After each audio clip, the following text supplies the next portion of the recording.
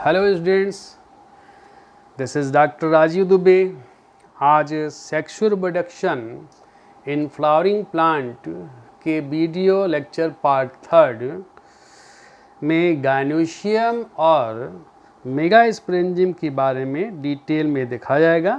यह चैप्टर बहुत ही इम्पोर्टेंट है। आप चाहे नीट दे रहे हो, एम्स, जिपमेर या बोर्ड दे रहे हो, इस चैप्टर के हर एक वीडियो लेक्चर को आप ज़रूर देखिए। आर दुबे रे चैनल बिल्कुल फ्री है, इसमें कोई चार्ज नहीं देना है। इस चैनल को सब्सक्राइब भी कीजिए, जिससे मैं कोई नया वीडियो अपलोड करूं तो आप तक तुरंत पहुंचे। इस चैनल के माध्यम से जो वीडियो दिया जा रहा है, उस वीडियो को आप अच्छे से देखिए। कोई भी यदि क्वेरी है, डाउट है, तो आप कमेंट सेक्शन में दीजिए मुझे, मैं ज़रूर उसका रिस्पांस करूँगा।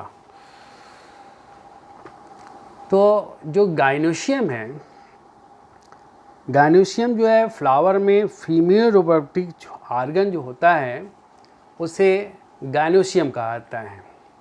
गायनोशियम को ग्रुप ऑफ जो कार्पल है उसे भी कहते हैं गायनोशियम। यानी जो गायनोशियम है ये कार्पल का समूह होता है, और इस प्रत्येक जो गायनोशियम है, इस गायनोशियम में एक कार्पल हो सकता है या दो कार्पल हो सकता है या कई कार्पल हो सकते हैं। यदि कार्पल की संख्या गायनोशियम में एक है तो ऐसे कंडीशन को कहते हैं मोनोकार्पली। यदि कार्पल की संख्या जैसे यहाँ दो दिखाई दे रही है, दो कार्पल है, तो ऐसे कंडीशन को कहते हैं बाइकार्पली। यदि कार्पल की संख्या दो या उससे अधिक है, जैसे 3 है तो ट्राइकार्पली कहा जाएगा। यदि 4 है तो टेट्राकार्पली, 5 है तो पेंटाकार्पली, और ज़्यादा है तो मल्टीकार्पली कंडीशन कहते हैं। गायनोशियम में हो सकता है जो कार्पल हैं, यदि एक से अधिक हैं तो ये कार्पल एक दूसरे से फ्यूज़ हो सकते हैं। जैसे यहाँ पर ये कार्पल दिखाई दे रहा है, ये फ्यूज्ड कंडीशन का कार्पल है। तो ऐसे कार्पल को कहते हैं syncarpous. Syncarpous means fused carpel. यदि ये कार्पल एक दूसरे से फ्री हैं तो इस कंडीशन को कहते हैं apocarpous means free carpel. When carpel are free the condition is called apocarpous condition.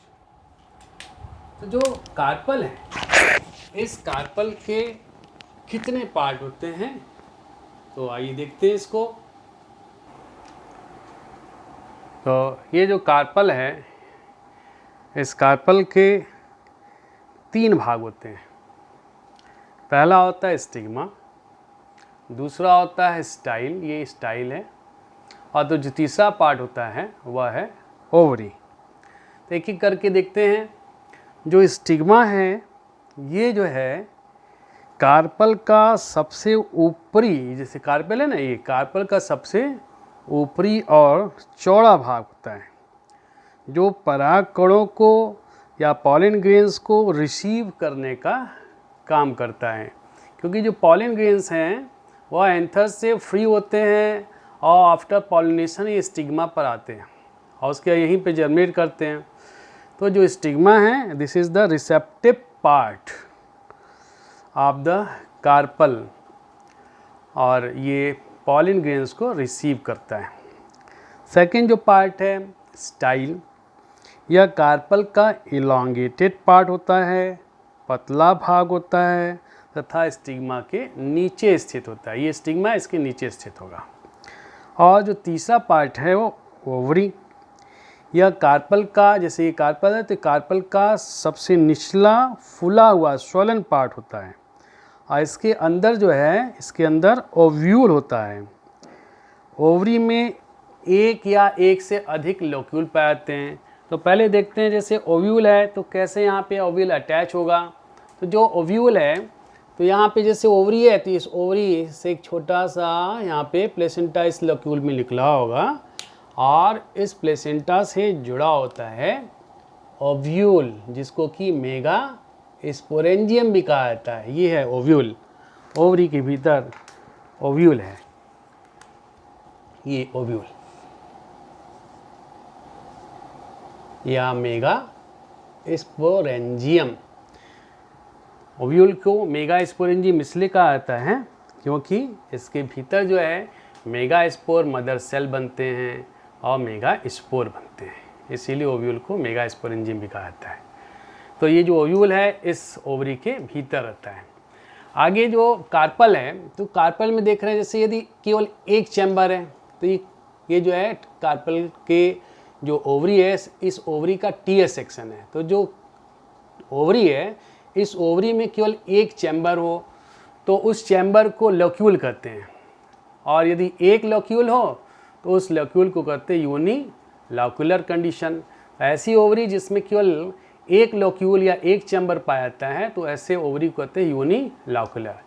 यदि उस ओवरी में दो चैम्बर पाए जा रहे हों, दो लोक्यूल पाए जा रहे हों तो ऐसे ओवरी को कहा जाता है बाइलॉक्यूलर। तो ये जैसे है ये लोक्यूल है, this is the locule, locule एक लोक्यूल है तो यूनिलॉक्यूलर, दो लोक्यूल हैं तो बाइलॉक्यूलर।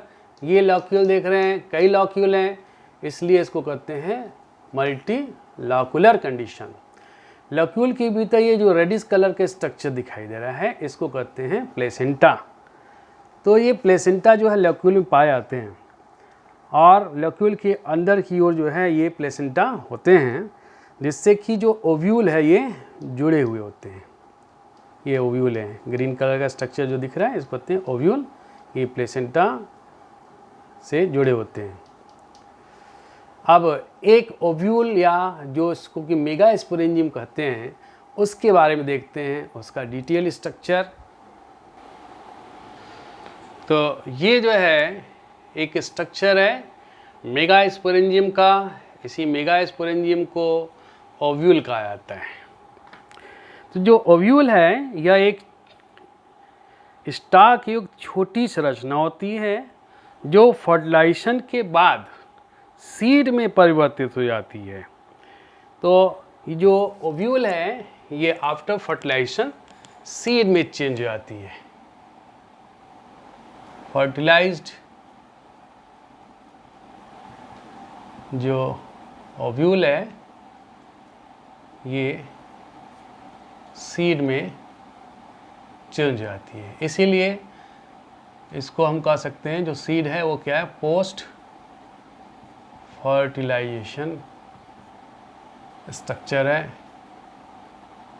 जो कि जब ओव्यूल फर्टिलाइज होता है तो ये सीड में चेंज हो जाता है। एक टिपिकल जो ओव्यूल है, इस टिपिकल ओव्यूल में जो मेन 4 स्ट्रक्चर्स होते हैं वो होता है पहला फ्यूनिकल, दूसरा होता है माइक्रोपाइल और तीसरा होता है इंटीगमेंट और चौथा पार्ट होता है न्यूक्लियस। तो एक एक करके डिटेल में देखा है। तो जो फ्यूनिकल है यह एक डंठल जैसी संरचना होती है जो ओव्यूल को प्लेसेंटा से जोड़ती है। बताया गया था ना कि जय लोक्यूल में प्लेसेंटा होते हैं और प्लेसेंटा से ओव्यूल जुड़े होते हैं। तो जो फ्यूनिकल है इसका यही काम है कि प्लेसेंटा से ओव्यूल को जोड़ना। और जो फ्यूनिकल जिस स्थान पर ओव्यूल से जुड़ी, जैसे ये ओव्यूल है तो जिस फ्यूनिकल जिस स्थान पर ओव्यूल से जुड़ी होती है उस स्थान को हाइलम कहते हैं। अब दूसरा स्ट्रक्चर देखते हैं माइक्रोपाइल। तो जो माइक्रोपाइल है यह एक छेद जैसी संरचना होती है, देख रही छेद जैसी संरचना होती है। इसको छोड़ करके यानी माइक्रोपाइल को छोड़ करके जो इंटीगमेंट है, ये इंटीगमेंट ओव्यूल को चारों ओर से घेरे रहता है। माइक्रोपाइल एंड ये हो गया, इसके ठीक अपोजिट जो एंड होता है, ये अपोजिट एंड है, इसको चैलेजा कहा जाता है।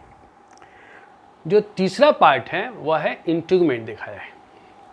तो जो इंटीगुमेंट है यह ओव्यूल की प्रोटेक्टिव कवरिंग होती है। तो जो ओव्यूल है, इस ओव्यूल को चारों ओर से जो है ये इंटीगुमेंट घेरा हुआ होता है। जैसे ये समझिए, ये नहीं कि इधर ये इंटीगुमेंट दूसरा इंटीगुमेंट, नहीं, ये चारों ओर से जो है इस ओव्यूल को कवर किया हुआ होता है। और साथ ही इसी इंटीगुमेंट से सीड कोट का निर्माण होता है। तो ये भी क्वेश्चन पूछा जाता है कि सीड कोट का फॉर्मेशन किसके थ्रू होता है या किससे बनता है, तो बताएंगे इंटीगुमेंट। जो इंटीगुमेंट है ये सीड कोट में चेंज हो जाता है। सम टाइम होता है क्या है, जैसे नॉर्मली क्या है, एंजियोस्पर्म में दो इंटीगुमेंट होते हैं, एक आउटर इंटीगुमेंट होता है, दिख रही है आउटर इंटीगुमेंट है, और जो दूसरा है वो इनर इंटीगुमेंट है। तो जो आउटर इंटीगुमेंट है इससे सीड कोट का टेस्टा का फॉर्मेशन होता है, टेस्टा। और जो इनर इंटीगुमेंट है इससे जो है टेगमेंट का फॉर्मेशन होता है। कुछ ऐसे प्लांट है जैसे लीची का प्लांट है, तो उसमें दो इंटीगुमेंट की अतिरिक्त एक और इंटीगुमेंट पाया जाता है, और वो जो इंटीगुमेंट होता है फर्टिलाइजेशन के बाद जो है या बिल्कुल फ्लैसी, जैसे को कहते हैं जूशी स्ट्रक्चर में चेंज आता है, जिसे कहते हैं एरिल, एरिल में चेंज आता है। ये जो थर्ड इंटीगुमेंट होता है लीची में, ये एरिल में चेंज आता है, और यही जो है इसका एडिबल पार्ट होता है। तो ये क्वेश्चन जो है नीट वगैरह में, बोर्ड वगैरह में क्वेश्चन ये पूछे जाते हैं कि लीची का कौन सा पार्ट जो है खाया जाता है, और उसमें ऑप्शन जैसे दिया रहता है कि सीड कोट खाते हैं, पहला ऑप्शन, दूसरा ऑप्शन है एरिल खाते हैं, तीसरा है सीड खाते हैं, और चौथा जो है पेरिकार्प। यानी 4 दिया हुआ है, पेरिकार्प, सीड, और तीसरा जो है सीड कोट, और चौथा दिया है एरिल। तो एग्जैक्ट आंसर क्या होगा, वो एरिल होगा। लीची का एडिबल पार्ट एरिल होता है।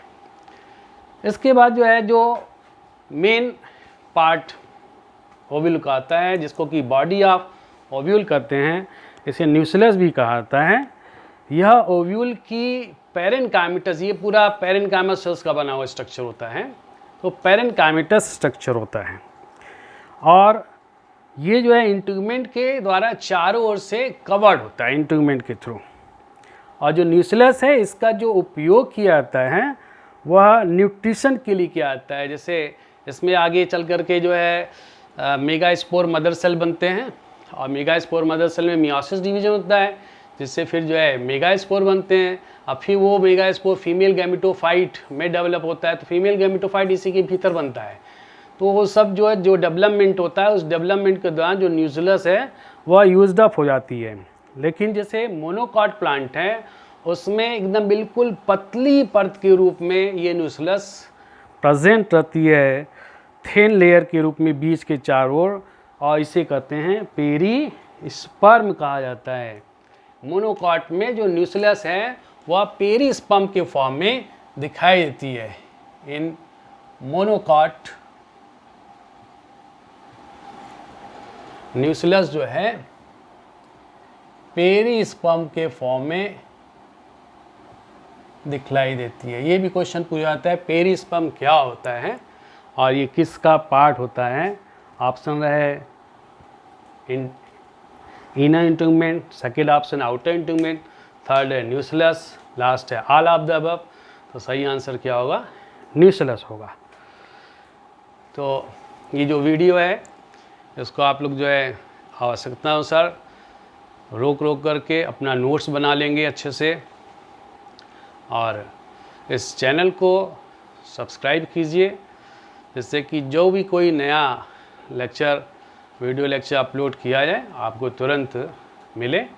आगे फिर जो है एम्ब्रियो सैक और उसके डिटेल स्ट्रक्चर के बारे में जो है देखा जाएगा नेक्स्ट वीडियो लेक्चर में। Thank you.